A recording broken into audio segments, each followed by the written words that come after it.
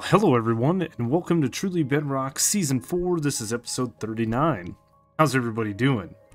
I'm doing great. As you guys can see, we have some beds in our farm. Yes, I did place all the beds in, and I did tear the temporary villager breeder that was behind me now, out. Yep. And I placed in all of the beds. I have 25 beds, and the only thing that I haven't done yet is gotten the villager up here, which we have a little bit of a minecart track for, leading down here. And as you guys will see, we've placed in all of our villagers. And I have this glass block open so that I can see things, and before I send this villager up, I actually realized that I need to roll trades with the smithing table, or set a trade rather, to the guy that is going to link to this block here.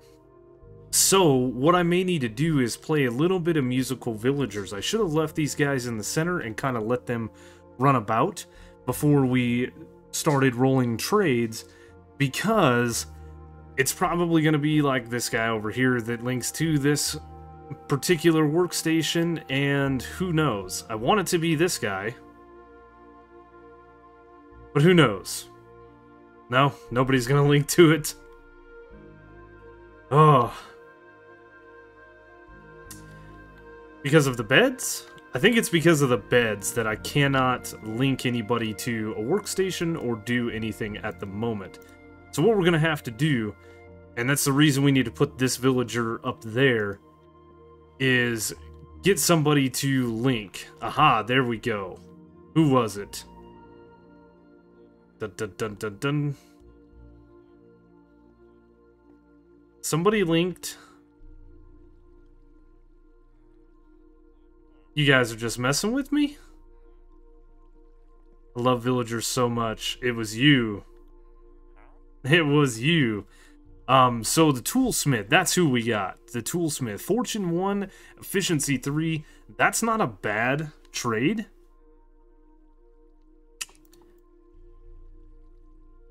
I think what we're going to do is we're going to roll that trade. We shouldn't have to roll too many trades, but we are going to need to roll some, right? Let's go ahead and swiftly change that. Oh no. Oh no.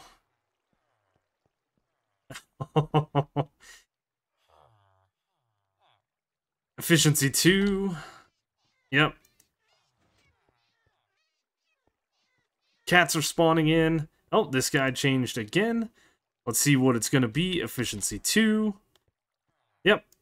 So we're going to be doing this for a little while with these villagers and rolling a couple of trades. And breaking 2 and efficiency 2. That's a pretty good base pickaxe.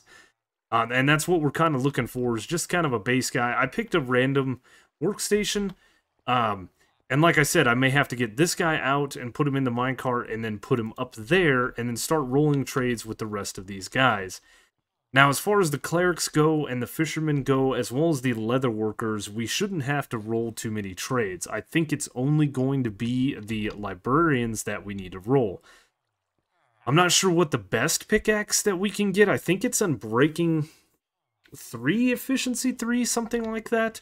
So we're going to keep rolling this guy a little bit until we get the trades that we want. And then we'll trade with this guy, because I did actually buy some emeralds, which I should just go ahead and get real quick. And we'll lock some trades in. And then, again, I regret kind of putting these guys in their current state, because what's going to end up happening is, as I link all of the clerics together, it's going to be like this guy, and then this guy over there, this guy over there, you know, this guy over here, and we're going to want probably the clerics, you know, in a corner or something like that. There's 10 of them, so we may want to go from like this guy to this guy with clerics. So we're going to have to play a little bit of musical villagers, but the fact that we're all up here, it shouldn't be too bad. Alright, villagers are completely rolled, and some of these guys, like the fishermen, we actually had to roll their trades, meaning they don't always have string as their first trade. It can be coal, And one of these guys, we had to roll like 4 times because he was just being stubborn. But we have all the string.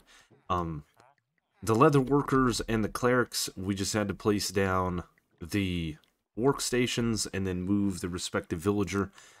Pretty easy. Some of these guys, when we set down the workstation in here, they actually went from in here just right into the cubby. Yep. So we've got all those, all the clerics, and then we have some librarians. Now, what you'll see here is I have added their trades up here. So this guy is Unbreaking 3. This guy is Silk Touch and Sharpness 5. Silk Touch. We've got a Looting 3 guy. This one took forever to get. It also has a Fire Protection 1 book, which I don't care about. This one has an Unbreaking 2. Let's see, we've got Efficiency, Fire Aspect, and Efficiency. This one's kind of a neat villager. This one, of course, has Mending. And then Lure 2, which doesn't matter. This guy has Fortune and Infinity. This guy has Sharpness. I rolled this villager before I got this one over here, and what I should have done is I actually should have rolled this villager again till I got Silk Touch with some different books, but we have to keep in mind that this trading hall is not about getting books. It's about being able to trade leather, or I'm sorry, rotten flesh, leather, string. Yes. Now, if we come out here, the detector villager that is detecting all of this and getting the iron golems to spawn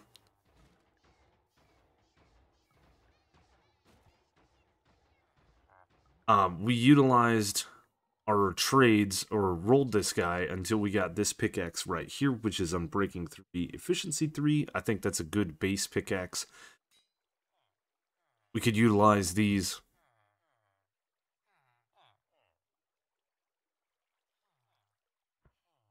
Anytime that we wanted or needed extra pickaxes and things like that. So far, we're doing pretty good on not losing our stuff. So as I said, this is not necessarily a trading hall for librarians. The librarians are merely just an added bonus. The intent was to be able to trade all of the different mob drops we have. And as you guys heard and saw, this thing is working, and working rather well. We have these 4 stacks of iron have been accumulating here in this item hopper. So what I want to do now is I want to hook this thing up, and I think what we're going to do is we're actually going to turn that hopper this way and have an item line that comes over here and then goes this way. We could, you know, put the items into a sorting system and then drop Pervader and have like iron and string up here. I did say something about keeping the poppies, but I don't think we're going to do that. What is the point? Really? We just throw them away. So rather than bringing the items up here in the iron farm, I think we're going to bring them along this way, across over here to the AFK platform, and then drop them into that hopper line down there. This way, the items are being collected over here because we have string and iron already being sorted, and it only makes sense, in my opinion, to bring the items over here where we're going to be doing the bulk of our AFKing, and not necessarily have the items up there, right? We do need to bring some of these items and trade. Yep, like we've got a bunch of string. Bunch of string, bunch of rotten flesh. One thing to note about the iron farm. You can run a zombie through here and you can convert these guys. We are playing on hard, so we can convert these guys to zombie villagers. We can convert them back into regular villagers. I actually have all the things that I need to do that outside of some weakness stuff. But I think with all of the emeralds that we're going to get from these guys and these guys and these guys, buying like books isn't really something that we need to worry about.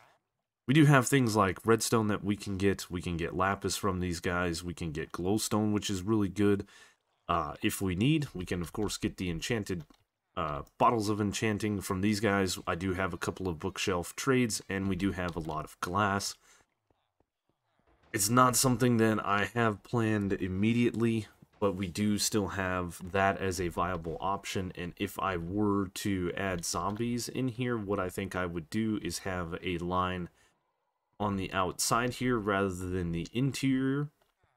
I do enjoy this place being something that I can walk around and get from villager to villager without having to kind of traverse this scrawny path over here that I inevitably created for myself.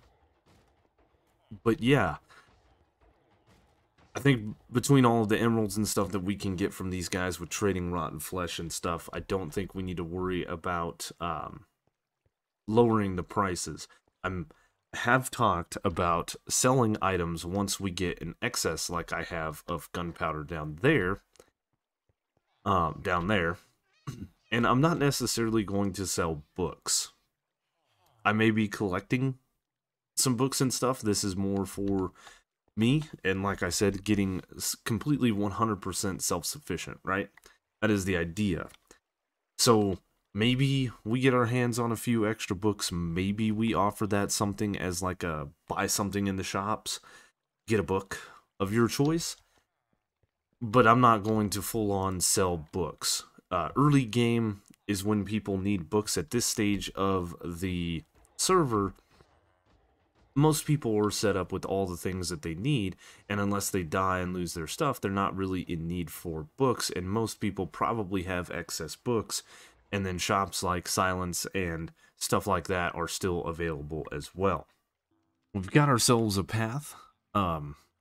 We've extended out the hopper line, and then we're going to do an ice path all the way along this and all the way to here, to this dispenser. And from the dispenser, we're going to kick the items out. So, what I'm going to need to do is a similar thing that we've done before. And I believe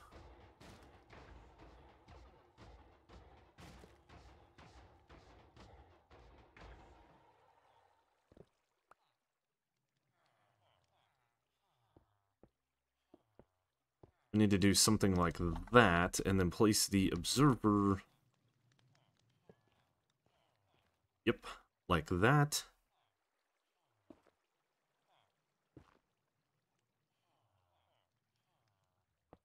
Like that, and then have the piston back here.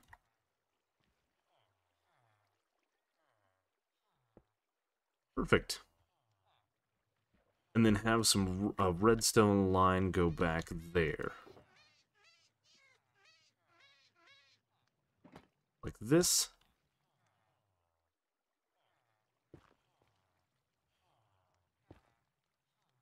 Redstone on camera. And then we're going to have like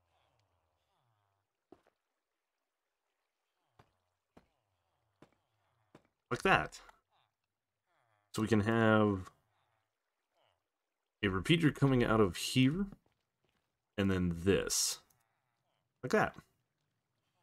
And so now anytime an item goes in here like a piece of paper, it's going to dispense it.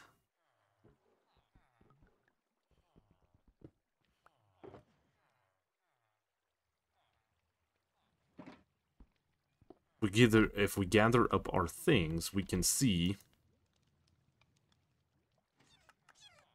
Yep. Perfect. Awesome. So then what we need to do is we need to create an ice path with a little bit of glass, like so, all the way down. And the ice is actually going to be right here. So we need to come out. The ice would be right here along this place, so the glass needs to go like that. All the way down to over here, where we have our ice kind of started.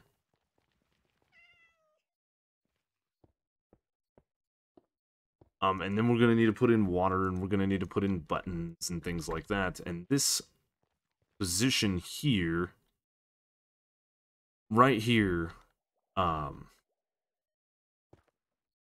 we want this open, so I want a piece of glass there, piece of glass there, and a piece of glass there. And then possibly a sign right here just in case. It depends on how the items go, but yep, it's time to collect all of this, or connect all of this rather. I did pick up a little bit of packed ice. This is all I have left. So hopefully it'll be enough, and I did this rather than the hoppers just to be a little easier on the world, right? We have a lot of hoppers and stuff over here. This place is quickly turning into a ton of farms, so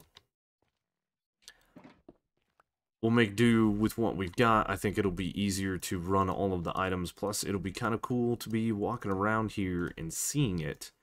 I know that we've had a little bit of issue with running a item line like this for the mob farm down there, where we've had a couple of drowns spawn in it, so we may get that same thing happening here. Not 100% sure, but you know, we'll give it a shot. Alright, we got the path done, the waterway rather, and it comes across here, and then like I said, it goes all the way over here. It then hits a drop chute, which drops it down into the items. I did have to pull it back by a block.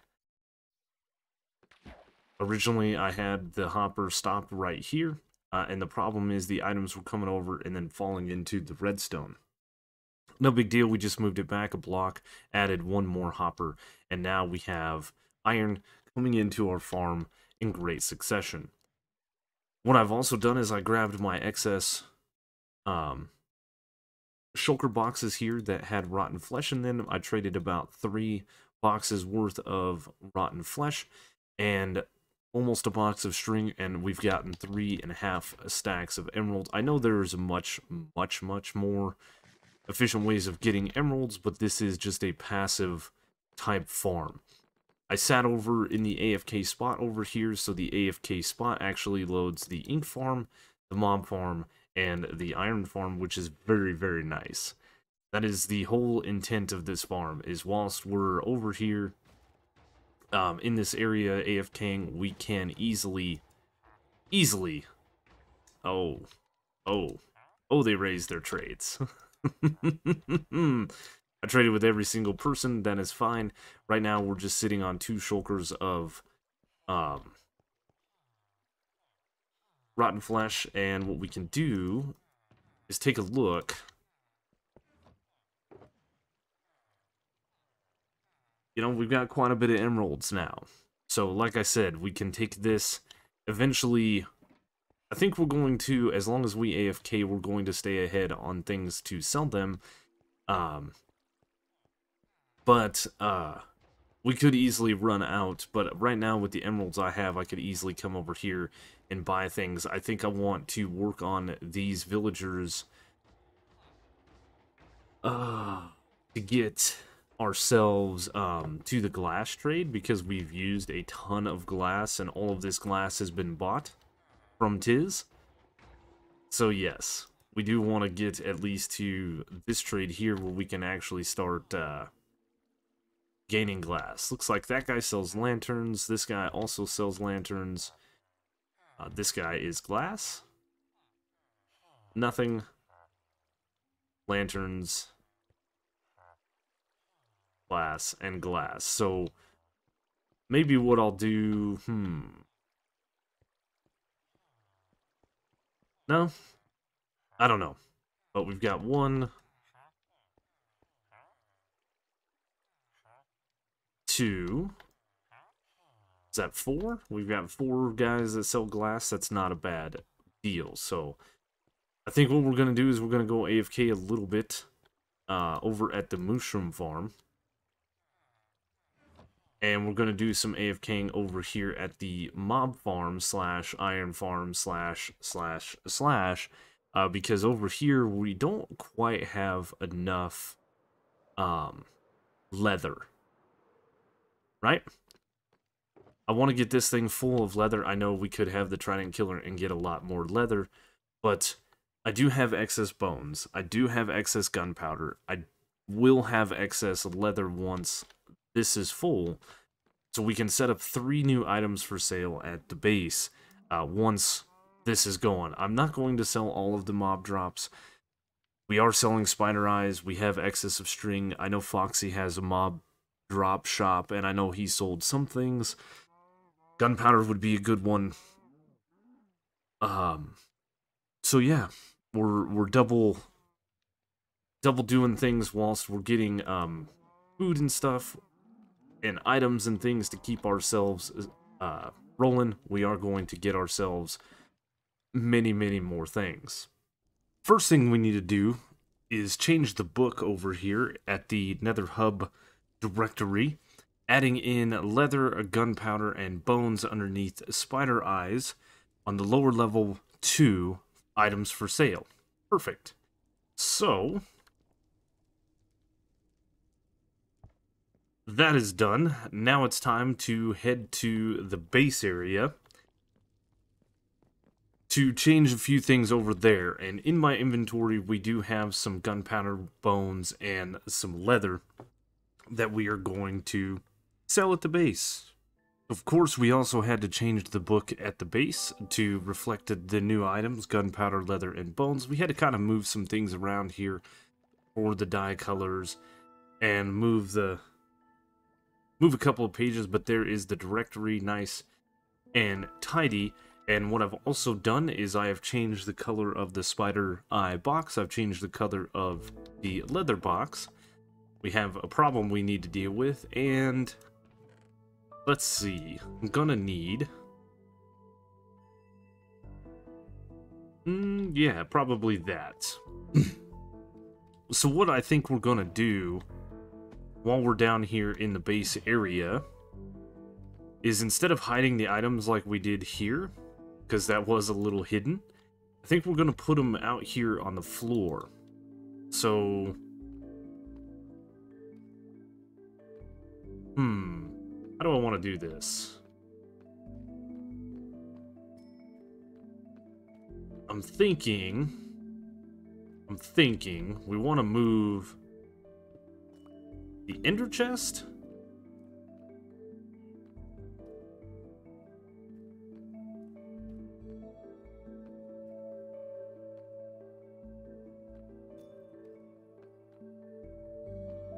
Let's see, if we put the ender chest over here, like that, and then we put, like, spider eyes and gunpowder, and then we put bones and leather, what we'll do is we'll do this.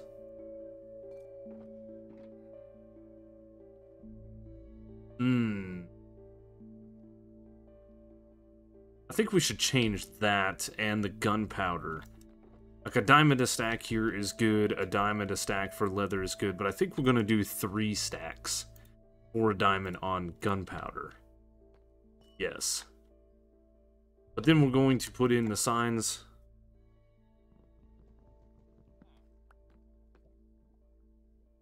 Like this. Spider eye. Gunpowder, bones and leather, and then we're going to dye it and make it a little bit more visible to the people, right? That was a common issue that we were seeing with people coming up to or coming down to the base and trying to find the items, as they were a little hidden. So we were being told. I think this is a little bit easier to see. And we may do the same with, like, the honey, netherwort, and all of the stuff down here as well. But what I need to do is rename my emeralds. Alright, we got the emeralds put into both the bone and the gunpowder. We've got a nice little layout here, and the last thing that I need to do, of course, is let everybody in the Discord know that we are now offering these 3 items for sale. And the other thing that I did is up here. I did move the honeycomb, the candle, the honey, and the netherwort down a little bit. I think this is going to be a little bit easier for everybody to see. And the only area that I'm still uncertain about, of course, is the dye. I like the way this is laid out, but for some people, this layout is not ideal. We could put all the shulkers like right here, and then that would leave 4 shulkers I would need to find, but we could put like 3 and 3 here or something chaotic. I don't know. That would be a little bit easier to see, and then we could just block off this and the chests themselves.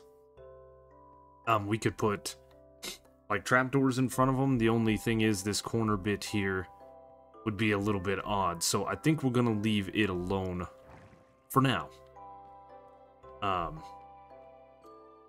Yeah, I think we'll leave it alone for now and just deal with what we've got going on. But honestly, what we have here is some new items in the shop. We've got a working iron farm. We've got ourselves a nice little AFK area and a good set of farms. I'm really happy about that. So we're going to be doing some AFKing and doing some planning for the next few episodes, because we've been building the crap out of farms, so we'll see what happens. But that is all the time I have for today. We've got to get this video edited, we've got to get it rendered and ready for upload and those kinds of things, so we're going to end things here today, and I hope you guys enjoyed the video. If you did, you know the routine. Leave a like, leave a comment, consider subscribing if you're new to the channel. Check the description down below for all the different ways to follow me. Twitter, Twitch, Discord, second channel, Patreon's all down there. Truly Bedrock website, Truly Bedrock Discord, as well as a link to all the other members' YouTube channels. Go check them out if you haven't. Thank you guys so much for watching, and I will see you on the next one.